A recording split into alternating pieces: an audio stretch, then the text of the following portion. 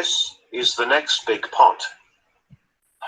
Chad Emini scores a contest 112-115. Chad Paul Thomas 112-115. Chad Donald Cheddar 113-115. The winner. And the new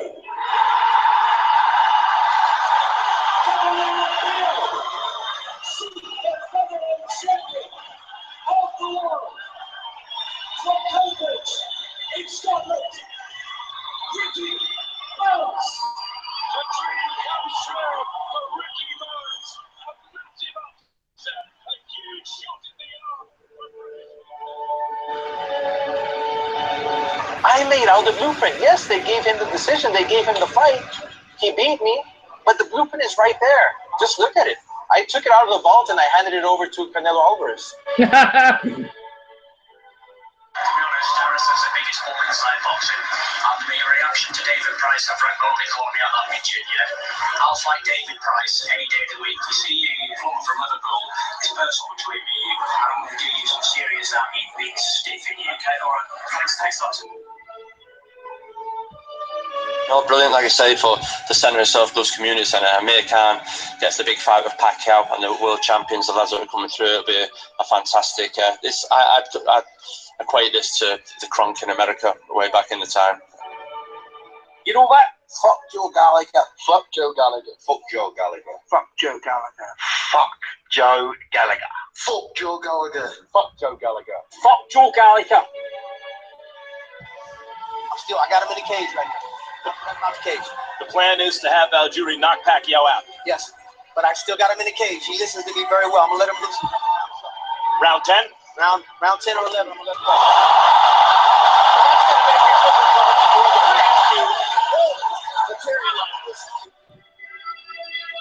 Now I only have one other thing to do, and that's to fight Thomas Hearns. And I'm planning on breaking every bone in his body. But what works is they're going to go and chase Leo Santa Cruz. I told them, and I told them on Wednesday, you're not going to get Santa Cruz. Like I told them, you're not going to get Martinez.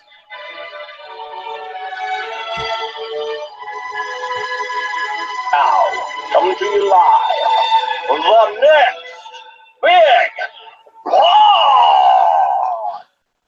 Welcome back to the next big pod, episode 81. We're all feeling pretty positive after a good night of boxing, I would say. Ainsley, are you feeling positive for a change? No. No? Well, there's a surprise. The rest of us are. Let's jump right into it with Degale Jack, big unification from the weekend. I actually thought it was a real good fight. I've seen people say robbery and whatnot, like they always do. I didn't think it was. I didn't score it round by round, but if I was to make an assessment at the end of it, I would say I thought Jack nicked it by a round or two, especially with the end knockdown. I thought it was like a fight of 3-4 rounds, if you know what I mean. Degale won the first 4. Jack dominated after that, and obviously won all the middle rounds quite comfortably. Got the knockdown in the last round. I thought we won it. Dewey, you scored it, didn't you, mate? Well, I tried to score it, and then I think I gave up around six rounds in because I was like deliriously tired. And my scorecard would have been poo anyway, because when I watched the fight back, I realised that I probably read it a bit wrong the first time round. So don't come to me because I'm useless. Sorry, did you score it? You put your Box Nation scorecard up, I think. Yeah, I had the Gale up by 1. I thought I think it was rounds 5, 6, 7, and 8 were 4 of the hardest rounds I've watched and tried to score. Because I was trying to be, I know Frotch kept saying, I'm trying to score this and I'm scoring it like this because I'm American. I'm just trying to score it as I was seeing it. So I had the Gale one up. I did throw a 10-10 round in, so yeah, I'm a casual spastic, as Brian called me. But yeah, I had the Gale by 1, mate. Great fight.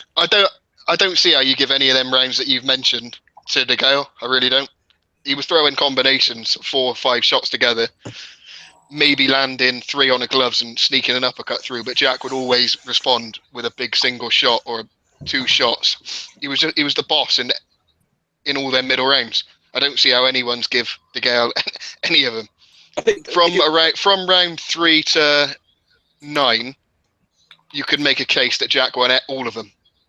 I think. What, including round 3? Well, from round 3, so starting from round 4 is what I meant. 4 to 9. Yeah, 4 to 9. I don't think there's a round in there that you couldn't. Maybe you could give Degale 1. No, there were. There was a couple. Was it round 6? Yeah. Was I can't fucking remember, but yeah, I thought it was round 6. Scorecard up now. Because there was like, I swear there was like 3 swing rounds, and I think I can't remember what I had now. Fuck knows. But Degale, throughout the fight, I think he had like a good last 20 seconds. If you're the home fighter, sometimes that seems to swing it with judges, doesn't it? But obviously he was the away fighter this time. But you know, he must have got the benefit of the doubt in some of those rounds because it was obviously a draw on 2 of the judges' scorecards, and the other one had him winning. I give Degale 5 and 9. I give Jack 6, 7, 8. I couldn't split 10. If I went back and I did have to split 10, I think at the time I was going to edge that to Degale. If I'm honest, so I probably would have had it by 2. But I'll watch it back again. I've got no complaints if anyone's give 1, 2, 3 to Degale, then 9, 10, 11 to Degale as well, and then all the other rounds go to Jack. I think that's fair.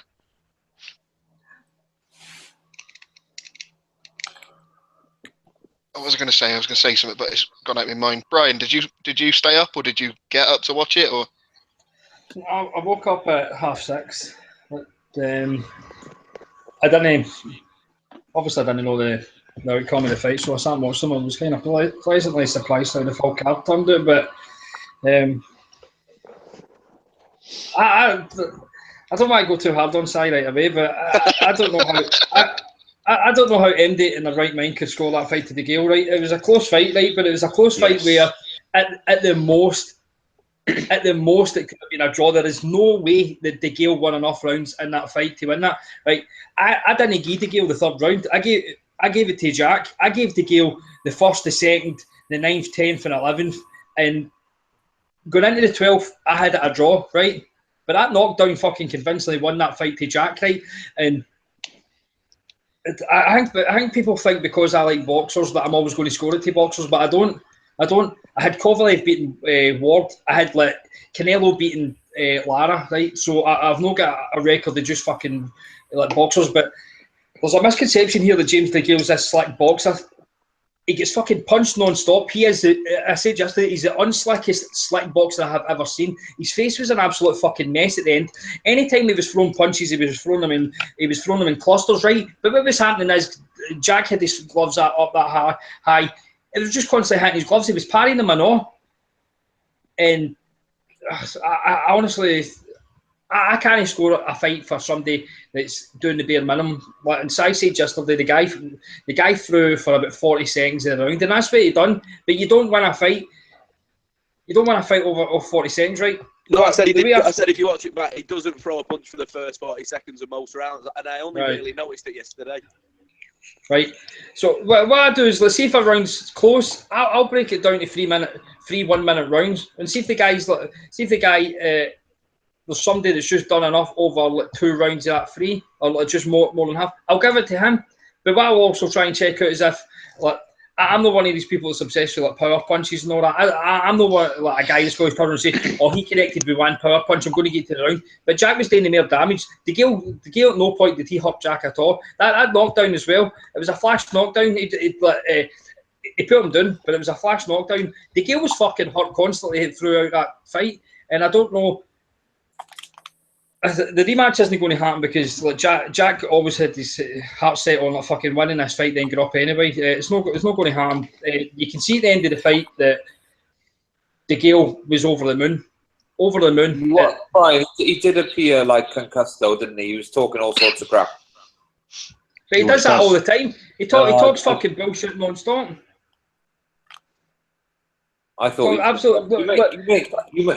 It was a really good fight, but you know what? Like, I'm sick of people turning around and saying a fight can't. Like, I'm not saying this is a robbery, right? I'm fine with I'm fine with the draw, right? I can see the draw, but it's siding with Jack. But I'm sick of people turning around and saying if a fight's close, it can't be a robbery. Of course, it fucking can. And I keep going back to like Mayweather, Madonna. it was a 7-5 fight and it was really close, but it was a 7-5 fight no matter what. You couldn't give Maidana 6 rounds or 7. It was a close fight, but it was a convincing 7-5. Ward Kovalev, I don't know how many casuals fucking had it for Kovalev, right? But that was a robbery, and I don't care what. But Jack Degale, I thought Jack, I thought every time you watch Jack, he just seems to get better. And I read Doug Fisher's Monday mailbag this morning, and surprisingly, and he surprised himself, he gave Floyd some amount of credit for the job that they've done with Badou Jack. And they're basically saying he's probably the most underrated fighter in boxing. The job that he's done, bringing him back for getting knocked out in the first round. And I said this yesterday, I think Jack's a far more rounded boxer than Degale. I don't think Degale's anywhere near as good as he likes to make out he is. But he's not a great boxer. It's like style over substance, though, with his flashiness, isn't it? It's not. It looks impressive, but it doesn't do anything, if you know what I mean. You can hit gloves all night long, and you're not scoring punches. You're not hurting anyone. He was fucking hitting gloves constantly, though. That's the thing. I can't praise Jack enough. I thought he was fucking excellent in that fight, and Degale done his bit. Degale seems to be just one of the guys there. He's always going to be in exciting fights when he shouldn't be. He should be too good to be getting involved in these sort of fights. But fair play to him, man. The Medina fight was fucking good. The Booty fight was good. This fight was good. He's all I'm a hipster, right? We all know this. I thought I had Degale Derrell as one of my fights of the year because I just thought it was a fucking really, really good fight. So, but I think Jack get jobbed. I don't know why. You and Macho called it last week when you said that Jack, when he gets into the rhythm, is just really hard to beat. And I could the first round he lost convincingly. The second round he was clawing his way into it, and by the third round, it was like nip and tuck. And then fourth round he was just in his rhythm then through all the middle rounds. And once he is in that rhythm, he's hard to get out of it. And Degale couldn't. His game as well was fucking dynamite at the weekend. The way he would just kind of fucking push Degale off a wee bit to get his punches off, and I don't like to give Floyd credit because Floyd's his promoter and he's no his trainer and all like that. But you can see some of the things he's learning if he'd been on about him. He is a really good boxer, and I just want people to just drop this thing now because he's with Mayweather and he get knocked out. That he's Badou Jack, that Leon likes to call him. This guy's a really fucking good boxer. He is a really good boxer. And see if he was the Golden Boy or top rank, cunts would be fucking or him. Yeah, I agree with that. He kind of gets blackballed because he's with Floyd. Macho, what did you think of it, mate? Well, I'm in agreement with Brian. I did 114, 112 to Badou Jack. It was a definite close competitive fight, but I thought Jack was a clear winner. I thought he won his rounds clearly. He won his rounds decisively. I think Degale just shoe-shined these rounds, sort of picks him up in 30, 40-second bursts. I said last week that fundamentally, I think Jack's one of the soundest fighters you're going to see today. He's good jab, good right hand, very good on the inside, very good counter puncher, really subtle in his movements. Doesn't waste a lot of movements, but good at slipping shots. He's a good body puncher as well, and I think we saw all that. And in all those areas, I thought Jack was better. It was definitely close, but I don't see how anyone could score that to Degale.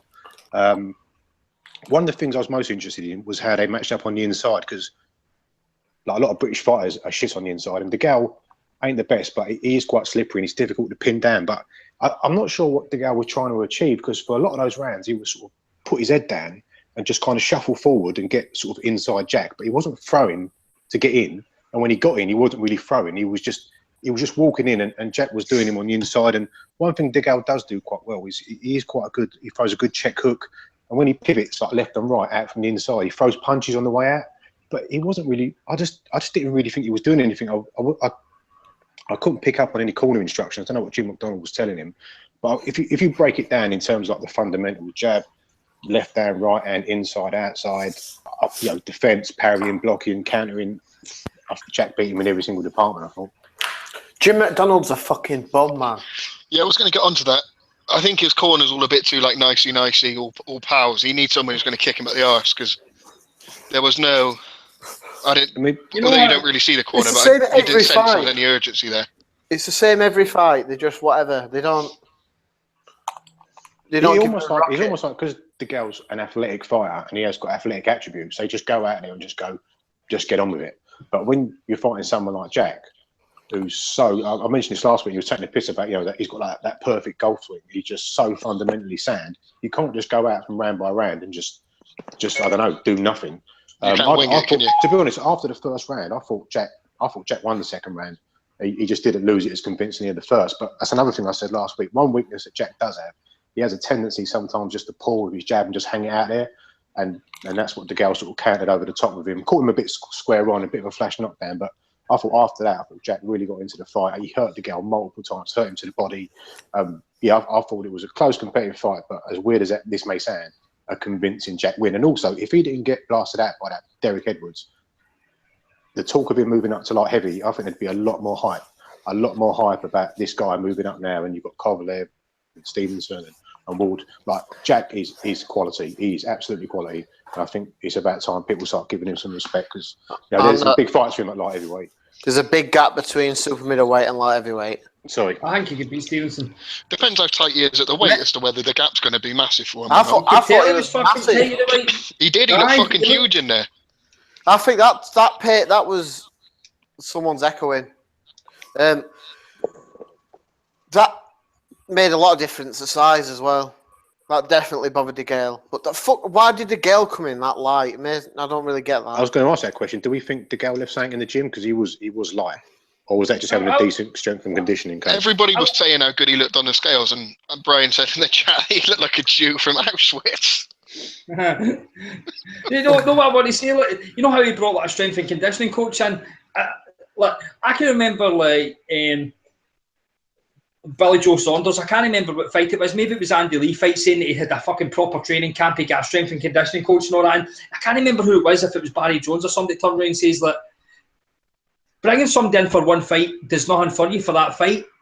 You need to build your stamina up over through time. This is not something that you can just do a 12-week training camp with a strength and conditioning coach and then you're in this immaculate shape. It makes no difference. That doesn't. You need to stick with this guy for a year, 2 years, and all that. Then you feel the difference and all that. Unless you're with Memo and he pumps you full of drugs. So this is exactly Degale. I'm telling you, Degale is a Joe Gallagher fighter. He's got 6 rounds in him. So he always, if you watch his fights, he always goes out fast in the first 3. Always comes on strong in the last 3. It's fucking weird. Like Scott Quick and fucking Liam Smith will be sitting watching that now, rubbing one out, going, "Oh, I wonder if we should use fucking tactics. There's some right decent tactics." He seems to be able to win a fight, but his strength and conditioning coach, I don't care what he says. That is absolutely no benefit if it's only for one fight. What do you think it is? Do you think it's a gas tank issue, or do you think there's something more to it than that? He's just a lazy. I just think it's laziness. I don't think it's a gas tank. I just think he can't work the full fight. I don't think it's laziness. I think he doesn't know what to do because he's not getting those instructions. I mean, if there's one thing Jim McDonald does, he makes sure all his fighters are fit and he's always banging on around that, Degale can do 150 rounds. I just think it's because he just gets lost in that ring and doesn't actually know what to do. He just does what he does, which is just move around, throw weird shots from weird angles. But it doesn't ever look like he goes out into he can't. It's a bit like Khan. He just can't work around. Like, he can't work like a minute and then maybe take a minute off and then a minute again. I don't know. It's bizarre. He just seems to go out there and just do whatever he thinks, just comes natural to him, as opposed to having some kind of plan. And I think sometimes he just gets a bit lost and confused and thinks, "Oh fuck, I don't know what to do." I don't know. What I will say, lads, is usually how well, not usually, but we've seen probably 3 or 4 Degale fights where he seems to take the middle rounds off. Not, I wouldn't say voluntarily, but he lets his opponent back into the fight. I don't think it was a case of that on the weekend. You're basically saying more it's mainly to do with how well Jack was doing than basically him taking rounds off. It was I don't think Degale really gassed in the middle rounds, or I don't think he was looking for his second wind. I just think Jack kind of composed himself a bit better. I think he's a bit more compact. And he catched and counted throughout the fight, but it was probably from like the 4th and the 5th round onwards that it was really evident.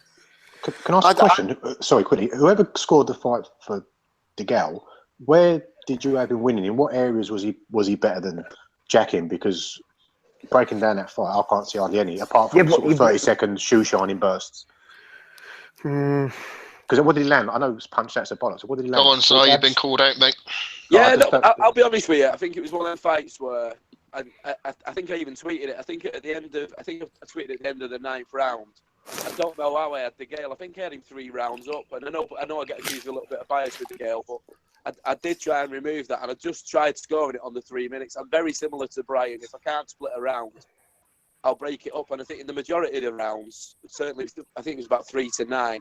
Degale didn't do anything for the first 40 seconds. He circled around the ring, and Jack just looked at him or just followed him round. And if I just scored it on a round by round basis on who outworked each other or who I thought was landing the punch. I mean, I think it was hard to tell as well with a lot of Degale shots. I know a lot of them was being caught on the gloves as well, but a lot of Jack's work, I just thought.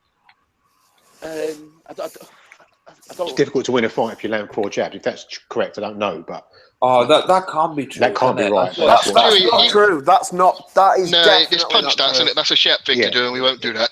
No. But Dewey, you go on about body language. But the thing is, Jack won the punch stats as well. That was the thing. Yeah, I know, but you can use them to justify anything you want, really, can't you, if you're going to get into the minute details of it. Punch stats is used to wind people up and nothing else. It's not. Dewey, you go on about body language a lot. Do you think James Degale always, or multiple times in a round, heading back to the ropes is bad body language and could indicate that you're struggling? Even if it doesn't indicate you're struggling, it gives off that, even if you're not struggling, it does indicate that you are, doesn't it? That it's just like you're conceding ground, and sometimes the girl does it in anticipation of being forced backwards, like before he is being forced backwards. Go on, mate. There was a fight not long ago. That they says that. Oh, but was it? Oh, sorry, it was Chisora fucking. Yeah. Chisora White went to where he turned around and says that most people had fucking Chisora winning that fight, but the judges, because he kept backing off and going onto the ropes, he gave them the impression that he was fucked. But I hate that. That is just nonsense. But funny that you mentioned White. Do you not think that Degale's got a bit of that White about him, where when he gets hit and shit, he's wondering why on earth are you hitting me? He sometimes appears confused that people are able to do things to him. Do you know, I think Dowie, and I think Brian's got it absolutely spot on. I think what Degale does do is I think he starts strong, and I do think he finishes quite strong as well. In the middle rounds, I think he was trying to pinch the middle rounds like he always does, and I don't think Jack let him. I think if you look when Degale has been on the ropes in previous fights, he's had somebody stood off him. Jack was in his face, he was working the body, he was working the inside, and them middle rounds were at a pace. I know we had a few of the rounds like that with Butte, but no, I just think that's where I put it. I think Jack made him work a lot harder than he wanted to, and I think they're the rounds that Jack won. Can I just say something just very quickly as well? When you talking about Degale's body language when he comes back on the ropes, it gives the impression that he's hurt and he's giving up ground. But you could also say, if you look at all the Badou Jack scorecards, they're all pretty much tight, or at least one or two of them on his last, on all these sort of world level fights. So I think also the way he fights, in that he doesn't waste a lot of movements. His footwork, he's not like a ballerina in there. He doesn't throw 10 shots to land one. He throws 1 to land 1. So it's also very easy to score rounds against Jack, as well as it is if Degale was just sort of lying back on the rope. So I think that's a good point, because Jack is quite subtle in what he does. You have to, concentrate a bit harder to realise what he's doing. You do. And his counter punching is a thing to look for. He's brilliant to watch. He's so subtle in his movements. That's a really good point, I think. And it'd make you wonder if you overemphasize what he did, just 10% more. Maybe he'd pick up, he'd get the benefit of the doubt in those rounds. Because I think however we scored the fight. That's it's a pair of fights for Jack now where he's not received the benefit of the doubt, and this, I think that ties into it. Yeah, they might. I can't really remember, but I thought at the time I remember thinking the Butte one was disgusting. Yeah, it wasn't good. It was bad. I thought Jack beat Butte more convincingly than Degale did, but Degale got the nod and Jack didn't. I don't know if I'm right in thinking that, but Degale's got a busy style, hasn't he? I guess, and Jack just hasn't.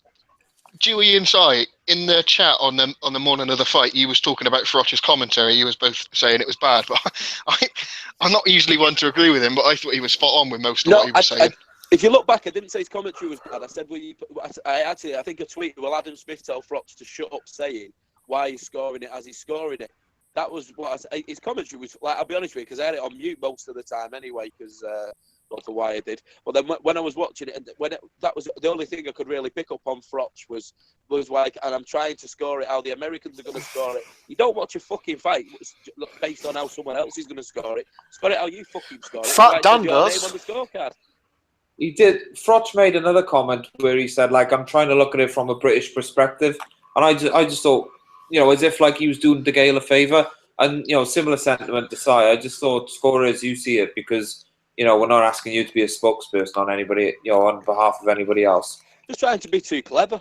He's so insecure though, when he gets upset when he gets stick on Twitter for his scorecards. Remember that fight when he was scoring and he said, "I don't want my scorecard to be put up." I get abused for it. Fucking right, but I find it embarrassing that boxers can't score a fucking fight. They were the ones that were in the ring in the first place. I mean, honestly, 10 rounds are for perverts. Can I just ask you? Me and Ainsley had this. We had a back and forth a few weeks back about if Degale would have beat Froch, and the more and more I see Degale, I just think Froch would leather him when he takes the middle rounds off. Not that Froch. No. Do you not think so? No. The people are going overboard here saying Froch would have smashed Degale. You need to remember, Froch was very near done. Mate, he was getting outboxed with Gross. He hurt Gross with an absolute fucking Hail Mary. Darrell fucking schooled him. Darrell beat him. You know, like with Darrell, is Darrell actually that good, or is it just that Froch made him look that good? Because he's never really looked that good since.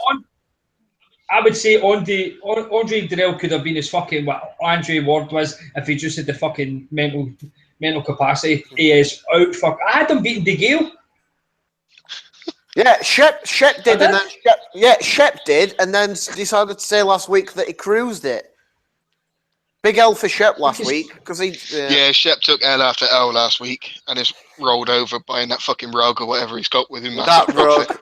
Fucking hell. For someone who gives like Muslims a lot of shit, it's a bit strange that he's bought a prayer mat, isn't it? No, it's not the prayer mat, it's to wrap up his Quran. Fuck's sake. But the Irish are the big winners this week, though, aren't they? Irish are big winners this week. Let's not start on that. That Irish boxing news fella's still fucking furiously tweeting about how Frampton's British pound for pound #1. Yeah. British pound for pound, not Irish. Yeah. We can't love the Queen. To start a rivalry with Go a boxer who's 7 weight divisions away from you is a bit Twitter 2017. The Irish seem to be very insecure. Right. I'll be out in Vegas with him next week. None of us are psychologists or anything like that here, right? We really don't know what we're talking about because we're all just halfies are all just fat bastards on a podcast, right? But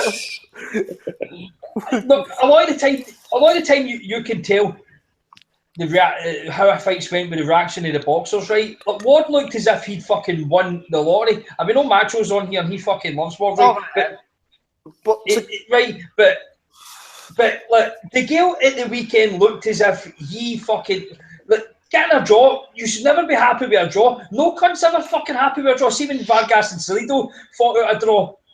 They were fucking pissed. Well, Brian, I think Degale thought he'd won that when they went the first card to Degale, then the 2 draws. He looked around like, what was that mean? He was pointing at his chest. It was almost like he'd done the same thing with the Groves fight. He didn't understand the rules. He thought, I've got one scorecard. That would do. I've won. I think boxers are all very good for that final belt. Well, at 3, that's not bad. I'll take that. I love that every day.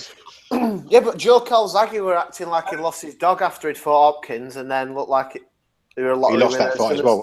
I had that. Well, that was a robbery, that wasn't it? Hopkins Or be up one day, didn't he, Dave? I thought that was 120, 108 to Calzaghe, even with a knockdown. I think Calzaghe won that. I just like trying to troll you about it. I've tried to watch that fight back, and I can never get through about 3 or 4 rounds. I've tried. I watched it once. I can't watch it back. It's just so bad. Oh, there's a film Gold.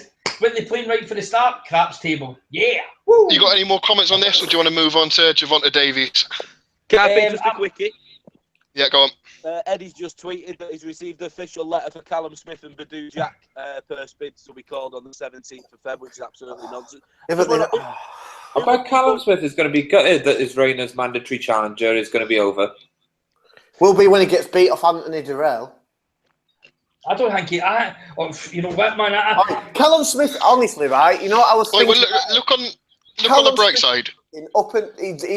I reckon that fucking Durrell will beat him quite comfortably. He's fucking basic as fuck, man. No, I want Andre to get that. I want Anthony to do the right thing and step aside to let his brother fight for that. Because tell you, I'm not kidding on. Like, I know cunts fucking hate the Durrells. Leon absolutely hates them. But I'm telling you right Leon now, fucking hates everyone. Aye, true. Andre Durrell is the most talented cunt in boxing that's no fucking won a belt. I'm no bullshitting. He is. Well, if you look at it on the bright side anyway, if Callum Smith does win, it's another Smith who's won a vacant title, so we don't have to count it, so they can fuck themselves. He ain't going to win. He ain't going to win. Just one very quick thing, sorry, on the Degale fight before we move on. I know it's a bit of a boring subject, but Arsenal? No, we'll get on that later. But I do think it'll be interesting to see how Degale reacts to this, because he talks about he wants to fight on pay-per-view in England, and however you cut it, he's 90 seconds away from winning those two belts and coming to England, fighting on pay-per-view. Callum Smith, no doubt he would have scored Smith as well. So I'll be interested to see how he reacts now, because he's just lost millions, and it doesn't look like he's going to sign with Hearn, and now he's got some gimp mandatory he's got to fight. So I think that's one to keep your eye on, because I think he might struggle to recover. He's still got Groves if he wins next month. No. But you try to tell me that the WBC aren't corrupt enough to not do what fucking the WBA have just done with fucking Fenny and Vlad? You try to tell me that they will not turn around and say, you know what, we'll just let fucking Degale fight Callum Smith for the IBF and the vacant fucking WBC. I don't think Hearn would take that fight though. That's the thing. I don't think Hearn. I think the WBC would, but I think Hearn will probably think actually, because we spent the last fucking week sucking off Degale, and now he doesn't. I think he probably thinks that Durrell might be an easier fight than Degale. So I wouldn't be surprised if Hearn completely walks away. And you saw that in the ring after when he's going paid Badou Jack, get him over to England. I mean, Hearn couldn't wait to get out of the ring. He was like, fuck that, I don't want nothing to do with that. He's not going to put his hand in his pocket to get Jack over. He's not got Degale anymore, that's the thing. Floyd said he was going to sign him.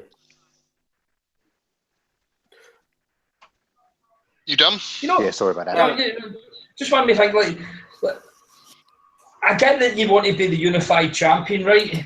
But Jack's already stated that he's going up in weight because he's fucking really, really tight. Look, when you see him, he was fucking massive, man. There was not a fucking bit of fat on him, right, at the scales. He looked absolutely fine at the scales. He wasn't drawn in on all of that, but you can tell he is big, right? And if you want to avenge that, I mean, it was a draw, right, but I'm technically saying it was a defeat to the game.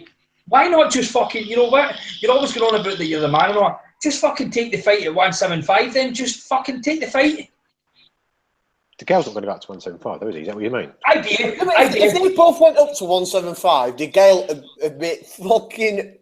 No, I don't mean that. I mean doing a brook, just keeping the belt and go up to fucking take one fight, then keeping your belt, and then Degale will get wiped. Do what your main man Conor McGregor did. Just take the trip up. Conor McGregor feels no fucking human being. Right, moving on anyway. No fucking human being. Ainsley, you blew your load about this for some. Well, I kind of made you, but Gervonta Davis, I thought he was fucking class. I thought he was fantastic. What the fuck did I tell you? TMT were going to fucking. Yeah, well, I picked him as well. I thought he was brilliant, mate. You compared him, or you didn't compare him. You said he reminded you a bit of Floyd. Do you want to elaborate on that? Yeah, about me. And just the way he did. He reminded me a bit like early days Floyd, where Floyd would stay in the pocket. He would evade punches, but get his own fucking punches off. I'm not saying he's like pretty boy Floyd, and I'm not trying to jump on the back here like Gervonta Davis because he said that. But he did remind me, mate. His defence was absolutely fucking superb as well. The way he would just keep fucking like feinting, moving side to side, and like, just keep like doing waist tight. I thought it was fucking great. And like people were going on about like that this guy's like no face then doing all that. He's not got a gas tank because he gasses out. Like, I don't get this. He gasses out. He's never went the rounds to be gassed out, right? And they'll turn and say Pedraza might end up knocking him out. I mean, the reason I picked Davis wasn't to do with because of Mayweather, right? It was a shot in the dark because we didn't know much about him because his resume isn't good, right? But it was more to do with Pedraza. I didn't rate Pedraza, right? I said he was in a competitive fight with Stephen Smith, and as much as I think Stephen Smith's the best fighter out of that family, if you're a fucking legit world class boxer, you should be handling him no problem. And it was a 8-4 fight, but it was a really fucking competitive 8-4 fight. The Pedraza beat Smith in, right? A lot of people had him losing to Edna Cherry, and I can't remember the fight before that. So he's a decent boxer, but there's nothing more than that. We all know that Davis could punch, but I describe what Davis is a more refined Sean Porter. He was more polished than Porter. He didn't smother his work. He was a lot better at coming in, and he didn't bull rush people, right? That's the way he was fighting. So I don't know whether he was fighting that way because the guys were that shite, he didn't respect him. A bit like, you know, how Golovkin versus Brook, where he just didn't care what he was getting punched with, so he just can. But that is a total opposite of what I expected Davis to be actually be. He was fucking... The best thing about boxing is a boxer puncher, and that is exactly what he displayed at the weekend. I can't... You know what? This podcast is too happy. I can't wait till we go on to talk about fucking... Oh, we'll get on to Canelo later on. Don't worry about it. The misery will soon arrive. Can we have some Brook hate as well later on? Yeah, of course we can. Thank you. Ainsley, state your piece on this then. What? About Davies and why everyone was fucking you off. No, like, it's fat. It was a good performance, but like Brian's just said, Pedraza's not like fucking the elite of the division. But then it was but I could counter that by saying that's a massive step up, and he showed that he's levels above that level that he stepped up to. Yeah, but if you chuck him in with one of the other guys, I don't think he'll get away with doing that. But the thing that blew out was your comment saying there's no rush with him. Fuck that, no chance. Get fucked. I'm not saying he's like needs to be like a Wilder where he has to fight absolute turds. I'm saying just everyone at 130 is very good. You can make good fights in that with the top 10 really. Just let him have a few solid. Well, he's got to fight Walsh, isn't he? Let him get that out of the way. Make a few more solid defenses. Then move on to unify if he wants. If he wants to. There's no need. Like I've seen people saying, "Oh, chucking him with Lomachenko is a great fight." Like, what's the fucking point? Lomachenko will batter him at this stage of his career. Well, I will back into up that point. Go on. Is the way I see it is, if you hold a world title, if you hold a world title, just say Ricky Burns holds a world title. I treat Ricky Burns the same as I treat Floyd Mayweather. You fucking fight the best cunts in that division. There's no hiding place for you. The same as when fucking Fenny get a belt. I'm not giving a fuck that if you turn around saying you're a work in progress, you fucking fight the top guys. I do not give a fuck. And if you can't fight the top guys, like there's got the belts in there, you fight the next best people. So nobody gets a pass for me. So if you've got a belt, fight. And I did tell you in the WhatsApp chat a while back, if Ricky Burns does not fight in Dongo or Crawford, I will fucking roast him on Twitter. I will roast him. He's got out clause because he's fighting Big Dong. He's got to become a unified champion. Go to Vegas, fighting the Mandalay Bay, because I want to go to the Mandalay for a fight because it's fucking like it was the Oscars, like Chapo, right? Tito's. All the marbles. All the fucking marbles. Oh, could you picture that? Then comes back to Scotland to fight at fucking Murrayfield against Josh Taylor, the biggest fight this world has ever seen. Can I get a hell yeah? You know what I'm saying though? Like boxing fans are mongols. If he takes a loss and a bad one at that to Lomachenko, for example, that could potentially ruin his career. Because one loss can turn the networks against you, it can turn fans against you, and then he can always be known as that bloke who got fucked up by Lomachenko. As long as he don't quit like a fucking bitch, then he's all right. But look at Gary Russell. Lomachenko for fucking losing. What? I fucking stop Lomachenko. Huh? No, it didn't. All get well. But I just can't be arsed, and I hate it. Cunts get a belt, and then they'll start fanning about with absolutely zero intention of fighting anyone else who's got a belt. It's fucking just annoying. Like, what's the fucking point? If you're gonna just get a belt just for the fucking sake of having it, to not try and fight anyone else. I mean, look at Lomachenko, fine example. He's trying to get that wee fucking junky bitch ass Salido in the ring. Salido's trying to place his shine at you, wee fucking Mexican fucking scumbag. Everybody. I hope someone tells you we're talking about you wee fucking weirdo, Nayo, ain't you? No cunt knows what you look like. No cunt knows where your fair fuck all at. I bet you're a wee fucking fat, specky bastard that sits in your room like me. But at least I'm going to Vegas. But anyway. Sai or Dewey or Macho, do you want to talk about Gervonta Davis before Brian blows his load? He can't get Lido, so what's he doing? He's going for the fucking They're all top dog in the division. Exactly. That is fucking Ricky Burns material. Ricky Burns. Fuck's sake. Yeah, Ricky Burns has fought the top guy how many times? You beat Right. off him. Enough about Ricky Burns. Dewey, what did you think of Gervonta Davis, mate? Well, you have like absolutely no idea what to expect from him given his resume. And it was, I think Cal said in the chat, words to the effect of, I've no idea how good this guy is, but for £10, I'll bet against him and find out. The odds on Pedraza, they were strange because like as good as Davis was, you just wonder, what they were really going off to price Pedraza as such a wide, underdog. But there's that saying, isn't it, that just because you haven't stepped up don't mean that you can't. And that was the case with him. He was completely improving before the fight, but we've got a lot better idea now at what he can do, and it looks like he can do a lot. Yeah, I agree with that. Si? There was just something about the fight. I just wanted to watch it, and I didn't know a lot about Davis, and I don't know if it was the Floyd thing. I don't know if it was how long we've not had live boxing, but I just couldn't wait to see that fight. I couldn't wait to see the kid, and I just thought I liked everything about him. Going back to what Ainsley's saying, I get where he's coming from about not fighting other champions, but comparing it with AJ and the like, I personally, I don't think they need to be in a rush to go and fight other world champions. I'm not saying you don't do it and you're not open to it, but as long as you don't get fed dog shit opponent, like AJ steps up, won a world title, so he was well managed, well promoted to go and win it, but then he's been fed dog shit ever since. I don't want to see that happening. I think that's, if you're going to step up and you're going to fight for a world title, you need to be ready to fight a world-class opponent if they're available. That's my say on it. Yeah, that's what I hate that. Given some of the IBF mandatories, Liam Walsh is not, he's not bad, is he, for an IBF mandatory? I think it's a good fight.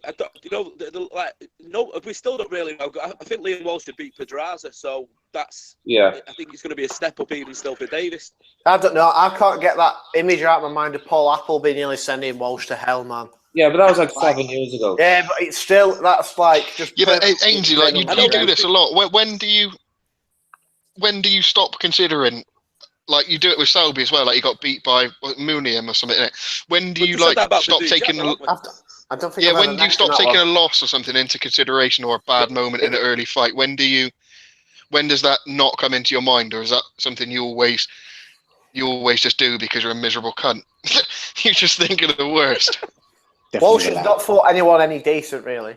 Still. No, I'm not saying he has, but like he got rocked by Paul Appleby ages ago. When does that stop?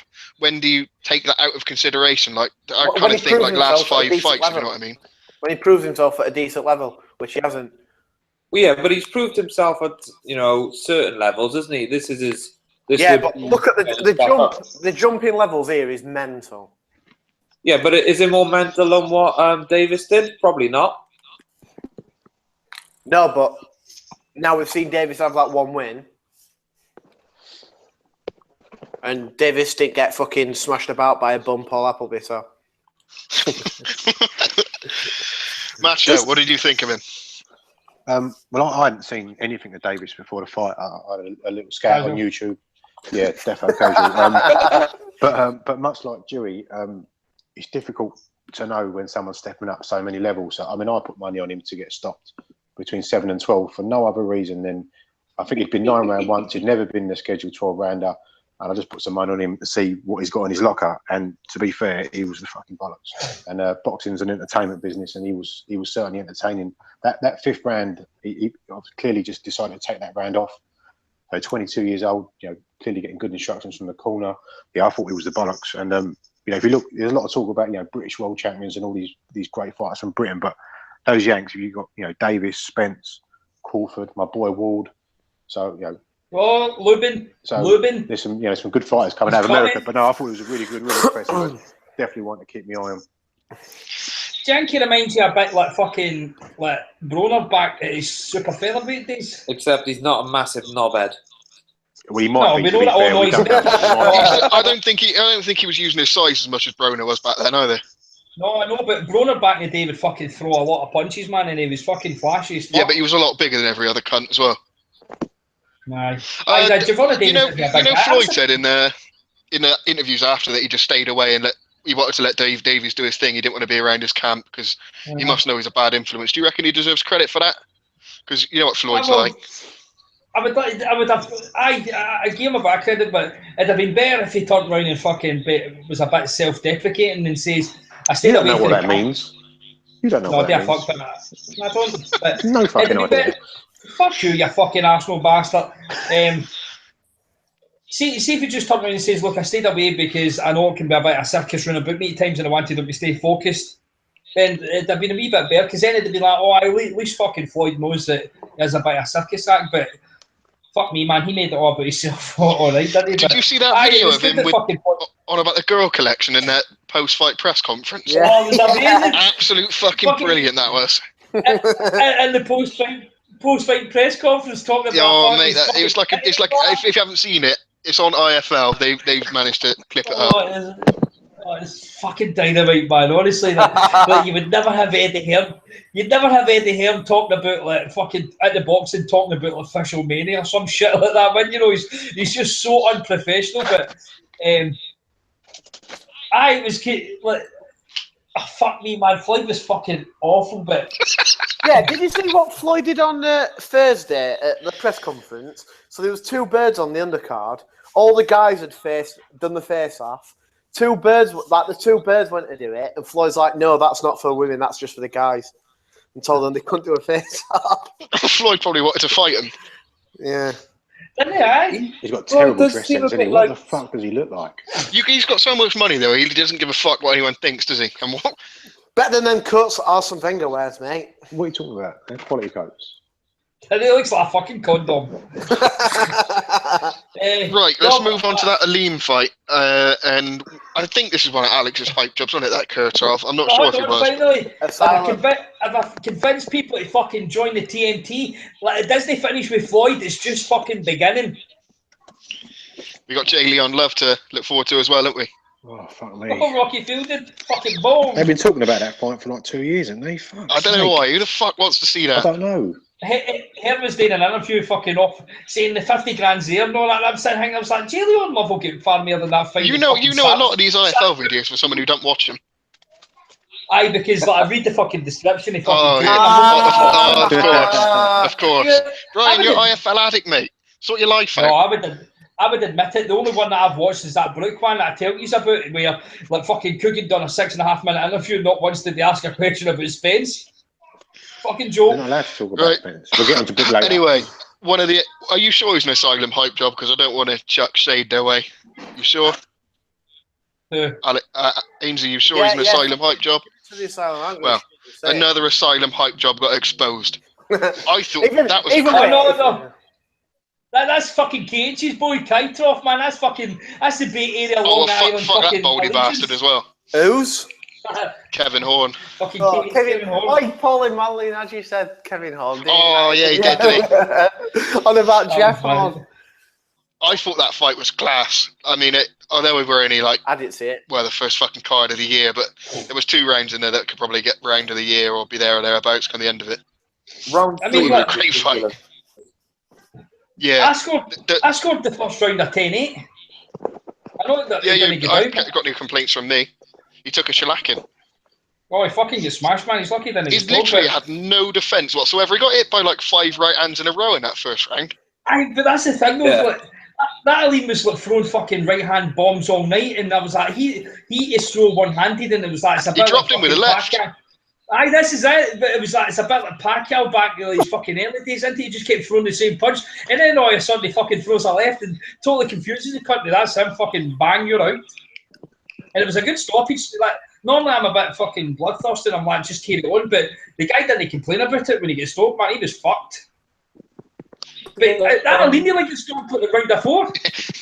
Yeah, it was proper back and forth. I really enjoyed it. I mean, the card had everything, didn't it? It had a prospect excelling, a prospect getting beat, and a good unification fight. Oh, you can't ask for any more, really, can you?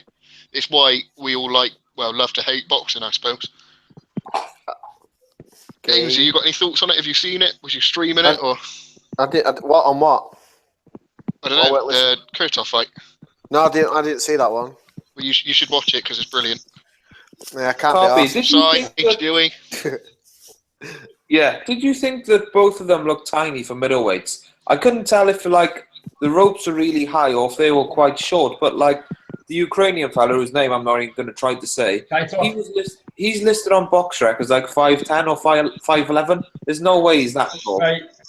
Well, I'll tell you what that Kevin Horn says. He says that there's a squad of the fucking Eastern Europeans in this one gym, and he says that they refuse to cut weight, so they fucking fight and they're walking around weight. So basically, they're saying that khytrov could easily be fucking fighting the 154, but they refuse to cut weight. So they do, and they're like khytrov will fucking spar like cruiserweights and all that. He says that the gyms they're just fucking full of savages in there. But he says that for no cut will they fucking cut weight to go to a lower weight class. So Do you know, just looking at them at the start of the fight, if I didn't already know, I would have guessed they were like welterweights. You know, when they wouldn't look like huge welterweights. I mean, khytrov, there wasn't really much to him. I mean, he was garbage. He is the sort of fighter I fucking hate. He was like Provodnikov for fucking Ukraine, not Russia, whatever it is. He just couldn't. He had no head movement or nothing. He just kept getting punched in the coon. He was fucking shit. He was eating shots all night. He didn't make an attempt to block anything. No. Once when he got hit, like before he was coming forward, and he just didn't bother moving. Dave, you're either breaking up or speaking Welsh. Sorry, did you watch this one, mate? Yeah, I think everybody's covered it off. To be honest with you, I thought it was a good fight. Kicked the night off well in that, yeah. You know, Cheers for that, mate. Appreciate it. Right, let's move on to some misery then. We've been too positive. You know what is funny though? There's lots of people in the comments saying that I'm miserable. Like, have they ever listened to this before? Right, stating the obvious. Fucking idiots, man. Sorry, has anyone mentioned what a fat state Paul Smith looked in the commentary, by the way? We mentioned that. Did you not see my tweet? Did you not see my tweet? Like, Shep fucking tweeted it. Like, this is like Dan Barker. This is a guy who's been out the ring for 2 years. This is somebody who's like fucking about to going to fight for a world title. And I linked Dan Barker in it, and he's like, aye, he knows the truth. So basically, he was fucking slagging Paul Smith and all. Paul Smith's an absolute fucking disaster. Has anyone read that Echo article that came out? I think it was the beginning of the week or beginning of last week. That had me fucking raging. So basically, they're bungs. Is that the one? Well, yeah, that's the one where they said he's going to pay someone, and he said Stephen Smith's going to rematch Sosa, and they're going to fight at Anfield for all the world titles. Fuck me, bunch of cunts. They also said his dad sells Avon. I don't think Stephen Smith will get that rematch. Fight Fortuna. It's Monday. Like, it was agreed after he chinned him that they had to rematch it in the contract. But they were talking about. I can't remember where it was. I seen it, but they were talking about like, maybe like fucking Salido maybe going to try and get that Sosa fight if he can't get anything else. Salido's a little fucking slag in here. He'll just try and fight any cunt. His manager's a fucking bell end. Give his manager shit on Twitter. Man. His manager tweeting Steve Kim and shit for weeks, saying how Lomachenko were fucking shitting it from Salido. Salido gets an offer, and then he says he wants to fight Vargas. What fucking pussy. I hope his Uber crashes. I hope Salido dies. Let's move on then. Chavez versus Canelo has been signed, isn't it? Is that official? Yeah, official. What is that ginger fucking cunt doing? He's not ducking Triple G. Was that true about the Canelo accounts for 94% of Golden Boy's turnover? Was that right, or was that just bullshit? Yeah, it was some bloke who does analytics and that. I think he's called MMA Analytics on Twitter, but he's covering the Golden Boy Al Heyman case, and he keeps tweeting stuff about it. It's quite interesting. Go and read it. It's some good stuff on there, but it was like 94%. It was something ridiculous that they made 94%. 34 million or something off Canelo. The only other one they made any decent money off was Luis Ortiz, which was like 300 grand. I know they made 100 grand off Francisco Vargas. And they got Lemieux as well. Lemieux went in the top 3 then. Well, anyway, just before you get onto it, I don't actually mind the fight. I know that Canelo's a little bitch, and I saw that thing on Twitter that he's got Canelo weight, and he's got super Canelo weight now, like 164.5 or whatever it is. But I for my sins, I quite like Chavez because he just don't give a fuck. He don't train, he don't care. He just fucking he boozes, he's just brassing, he don't care, and he still gets in the ring and he's still entertaining to watch. Did you? I'm interested in the fight. It is bullshit, but you know what? You can hate the fact that he's not fighting Golovkin, but also like the fight as well, because I think it will be a good fight. It'll probably make him a shitload of money as well. Did you see the state of fucking Chavez at 168? He looked like fucking someone had stole his soul. Yeah, but he's not going to make the weight, is he? He's not going to make the weight. He's got to pay $1 million for every pound that he's over by. Yeah, so even if he don't give a fuck, does he? Even if he comes in at 168, he's still going to be fucked. I don't know. What, £1 million a pound? And he's $4 million. Sean Porter can make 144 pound, but when at one point he was a fucking middleweight, and I'm sure as hell that if you're with Memo, he'll get you down to 164.5. But that's not the point. He looked dead at the weight at 168. But I hate this fight. I hate this fight for many reasons. One, Chavez is shit. Two, I hate his dad. Three, it's the most fucking. He's got the most ghastly looking skin for a Mexican I've ever seen. He gives me the bug. He's horrible looking. Look at that picture of him. It almost looks as if he's fucking on crack or something like that. It's an absolute horrible spastic bastard. One of my favourite pictures in boxing. So my current favourite one was the one after the Whammer fight. But my second favourite ever boxing photo is that photo of fucking Chavez with that massive burger in his hand, looking like he's won lottery again. I like the one where he's got the pig pants on and he's eating like a special cereal. Is it better than the one with press pass photoshopped onto that fucking idiot who got his cock out of the weigh-in? Oh, BJ Flores. Oh, yeah, that's a fella. Yeah, they're funny, but I feel sick when I look at press pass too long. So I think everyone's going to say Canelo is going to win this fight, aren't they? I'm not. You're not? No, I am. Yeah, you're a Canelo hater, aren't you? For more reasons than just ducking. I would fucking love it if Chavez beat him, because that would just be the ultimate fuck up by Golden Boy. Try to keep the cash cow going and avoid Triple G beat by another fat Mexican idiot. Can I ask a quick question on the weights? What was that fight where Oscar got those dodgy scales out and someone stepped on it and it was like, oh yeah, he's whatever, 160 pounds, that'll do, now get off again? That was Chavez versus Andy Lee, weren't it? There was one fight where there was some proper ropey scales in there. They'll probably get them out again. I don't think Chavez will make weight, but he'll make weight, if that makes sense. I thought it was Chavez Andy Lee. There was definitely a Golden Boy fight where dodgy scales out. Rough. Fuck knows. It happens. It does happen a lot, though, doesn't it? It's not like someone's echoing, by the way. That better? I think, yeah. What's his excuse then? Because before he said that he couldn't fight, his body needed to get into like 160 before he has to fight at 155, and he went back down. What's his excuse now for jumping to whatever the weight is, 165 and a half or something? Well, I think Liam Smith put the fear of God in him, and he thought, I need to get as far away from 154 as possible before I have to rematch Tennis Ball Head. What we were talking about just a minute ago, like the amount of money they make off Canelo compared to anyone else. I think they need a fight like this massive in Mexico. Going to be big numbers on pay-per-view. He's going to make just to make some money and then take the risk against. You know what? What's been doing my head in, and what's the most annoying thing about this whole thing? It just sums up spastic boxing fans. Is that fucking all these little maggot Canelo fans? That's the first time I've said that, by the way. Have been saying that when Canelo Chavez does like loads of pay-per-views, that's going to mean that Triple G's got to take even less. No, it doesn't. I think they're just going to firmly state that they're the A side, aren't they? With the numbers this is going to do, and it will do good numbers. Yeah, it will do. But if Golovkin versus Jacobs doesn't do very good numbers, floats around the 150k or whatever, they are firmly the A side, and they can sort of dictate what they want. But that's fine for them to say, because that happens in boxing. But why the fuck are fans saying shit like this? Because boxing fans are spastics, you know that. That's what I mean. But that's what I'm saying. That's what's annoying. The fucking idiots, man. Canelo fans are fucking absolute idiots. Tommy Allen. Tommy Allen's the biggest idiot of all boxing fans.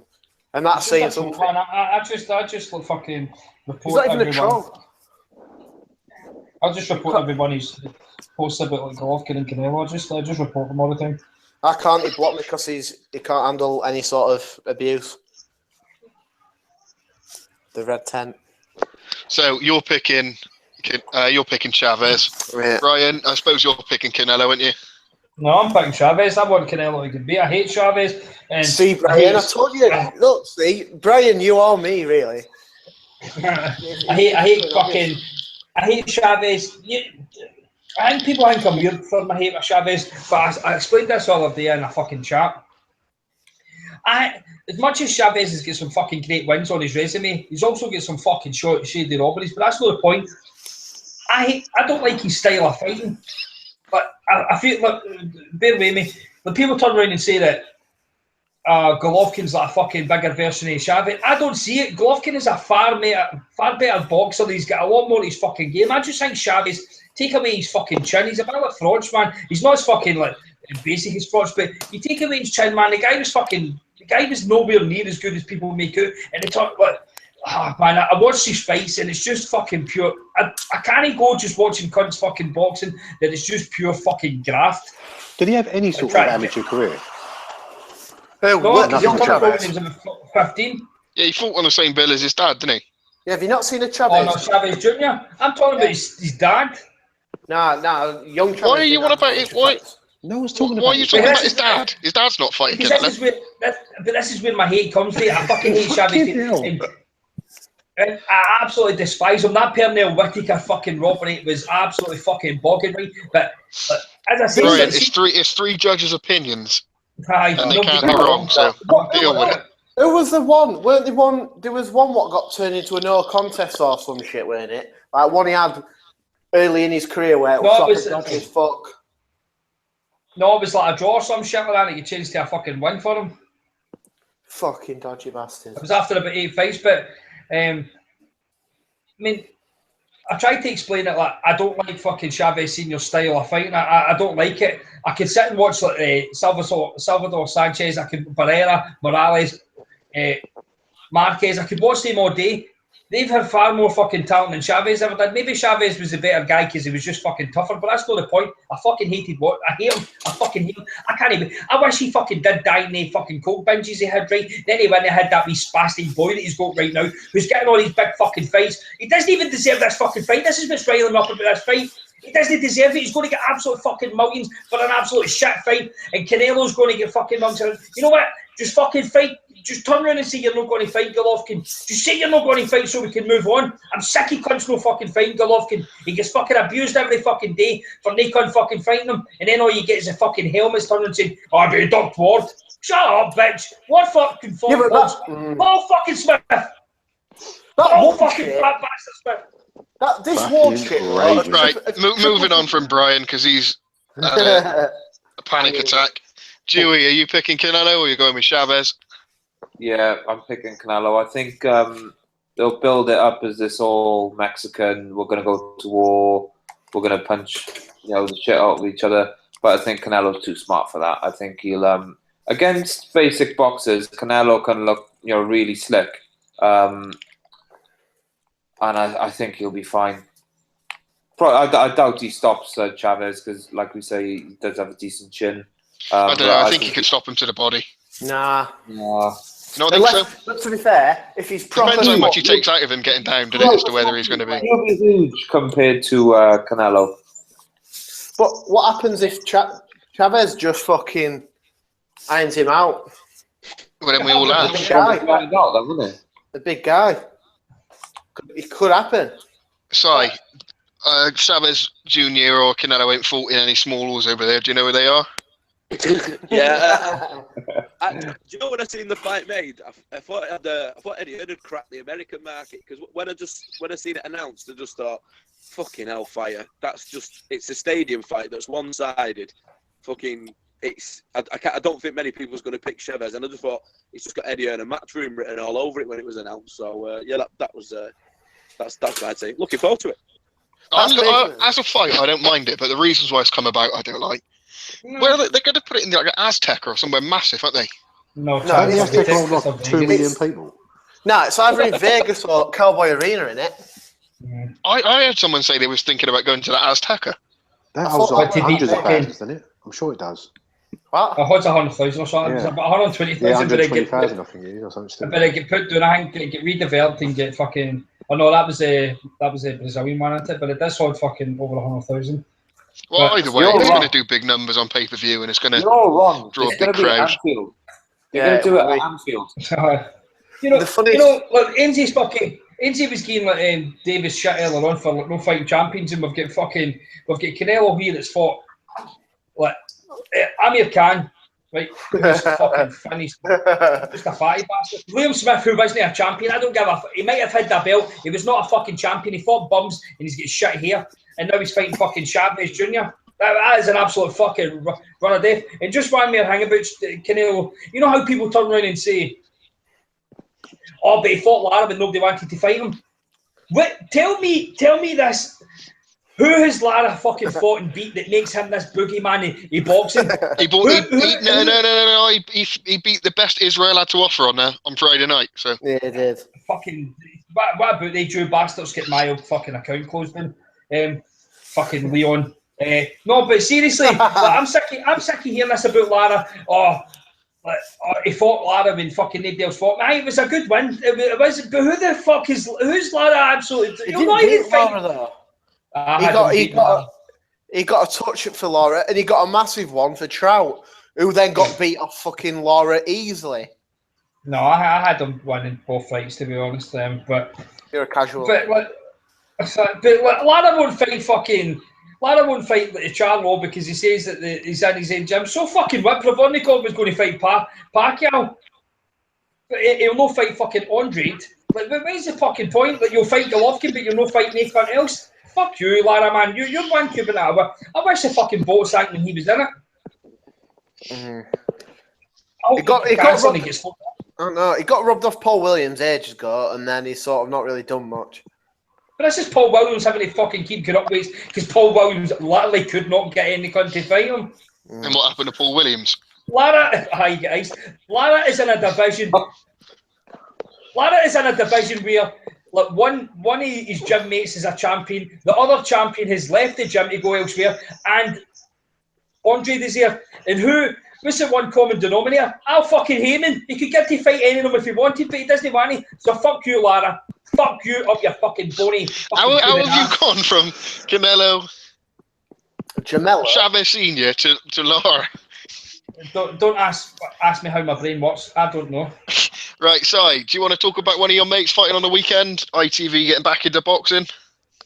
Yes. Robbie Davis Jr. headline. I hope you went on about Jack Arnfield. Robbie Davis Jr. headline the show. Saturday night, ITV4, 8 o'clock. I think Davis, they've kind of picked an opponent that OR has boxed previously and stopped, so they're going to look for him to stop and do a similar job. A bit of a shame Willie Lemon kind of pulled out. I know Willie's, I'm not going to say shot, but I know Willie's at the very end of his career. Yeah, so, pull the Willie out. Why did he pull out? Is there any reason as to why? The official line is he's cat's ill. I know that's stupid. And I don't know What? Say that again. The official press release. Who's cat's ill? Oi, Brian, you can't laugh. You fucking left Twitter for a month when your dog was ill. His dog died. It weren't there. Oh, fair enough. That's the official line that's come out of the team. Who's cat's ill? Willie Lemon, Pop's mate. Fucking Willie Lemon's a fucking bum. So just one fight to watch on the undercard, and hopefully they control it in the crowd, because we were talking about in the group before. We've got Preston versus Blackpool, which is pretty big up here. So I think there's about 700-800 tickets being sold between the two of them, and it's the Guildhall. And like I say, big opportunity. A couple of decent lads on the undercard as well to look out for. Keep your eye on Mark Jeffers on the undercard. So just hope it goes well. Obviously, to the Eubank Bill in 2 weeks. Sorry, has it been promoted anywhere? Because I didn't have a fucking clue it was on, to be fair. Other than seeing from Twitter, I haven't seen it anywhere else. The coverage Robbie Davis has got has been absolutely off the scale. So Robbie Davis was on the back page of the Daily Star on Saturday in Liverpool, obviously, what they got. He's been all over the news, whatever it's called. I've not watched it since fucking my nan was alive. What's the fucking Granada reports, whatever it is up here? None of your Granada. Granada Productions. Yeah, so he's been all over that. He's been to Anfield. Liverpool's on a video with him as well. He's been doing a bit of Wellington. He's had the big sell, Robbie. And then at half time of the Preston game on Saturday, they got Anfield and Hall in the halfway line and stood either side of each other. So yeah, it has had a big sell. I'm convinced it's going to be a sellout. Ringside tickets are long gone. And I think a few of the fighters had a few £35-pounders gone. So, you know, fair fucks to Poxon and Neil Marsh. Neil Marsh has been saying for a long time. I spoke to Neil before Christmas, and he said, just watch what I've got coming, because people always say, you know, a lot of people don't know who Robbie Davis Jr. is. They all talk about Garrido or whatever. But yeah, big opportunity for him on Saturday to try and get a. Is fucking Poxon the dodgiest guy in boxing since Stone King? I'd love to know how he got back involved with this deal, because he seriously is involved, and you know, fair play as well for some of the fights he's put on the Eubank card as well, because people were expecting that to be shit, but I don't know. I mean, boxing's fucking best renowned for the Martin Murray turning down the offer to fight Killen, so yeah, there we go. Is Dr. Hitman on the card? No, he's not, but I've got a picture of him with Arsene Wenger to stick in the group. I've seen it. I've seen it. That cunt gets water canned, doesn't he? He's great. Oh, I can't wait till I get to fight him. It's gonna be mint. Do you know he's got it in writing. He's going to be on a TMT card this year. So yeah, I don't give a shit. It could be on the fucking MVP card and get chinned. Anyone got anything more they want to rant about or talk about? Yeah. I remember fucking Mick Paul again. Sorry. Go on, Brian. No, I remember that fucking Davis says that he would beat Ricky Burns, and I laughed. And then I looked at his tweet again, and I laughed for another 10 minutes, and then I tweeted him abuse, and then I just laughed again. That's all. Right, cheers for that. Good one. Which we fucked off. Yeah. He was probably going to talk about Craig Kennedy, wasn't he? Yeah, I'm just watching Dr. Hitman's one of his last fights. He is so fucking bad. Oh my lord. He's much improved, you know. Right, what is he doing with his right hand? And he can't throw combinations either. Like I've not actually seen him properly before. This is horrific. Sorry, who's doing commentary for ITV? Is that again, mate? Do you know who's the presenting team or commentary team for ITV is for this? Matt Pugash is presenting the show, and he's doing the kind of old Ed Robinson role in terms of the commentary. I've just sent a message out to asking. Nick Hallin. Please don't be Salvo, man. It is Ronald McIntosh. Oh, please don't be him. I don't think it'll be him, because you know, ITV's had the shit ripped out of them for everything, but a lot of the stuff they've done they seem to be getting it right, and he's not easy on there. You know, we don't want him. We don't want Jim Rosenthal. Is there anyone else? Paddy McCourt. Yeah, Paddy McCourt's quite good. Yeah. I think they're using his scorecard. Honestly, Si, and the guy he's fighting is that guy who's only had one win, and that were against him. I have genuinely never seen anyone this bad. Like, his footwork is fucking abysmal. Dewey, was you going to update us about the boxing Wales? What's going on? Do it. Yeah.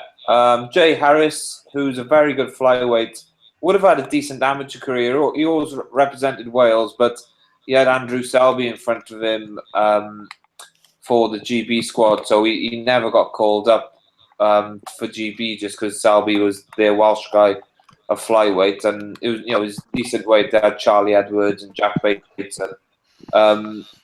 Anyway, he's fighting Thomas Mbossa for the Commonwealth flyweight title. He's moving down a weight division. He's been super fly, but you know, I know it's not a lot of weight to take off. I think it's like £3 difference between fly and super fly, so he'll still be quite big for the weight. He's really good. His dad, Peter Harris, was British featherweight champion in the 80s or the 90s, one of those.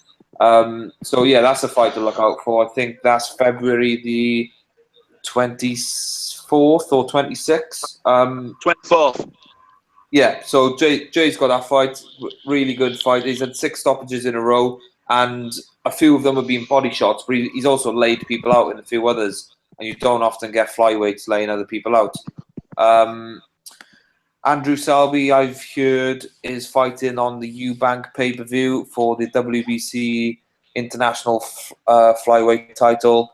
Just a keep busy fight. At this notice, it's not going to be against anyone good. I imagine it'll be a similar opponent to his last one. It'll be a foreign opponent with like a 10-1 or 12-1 record.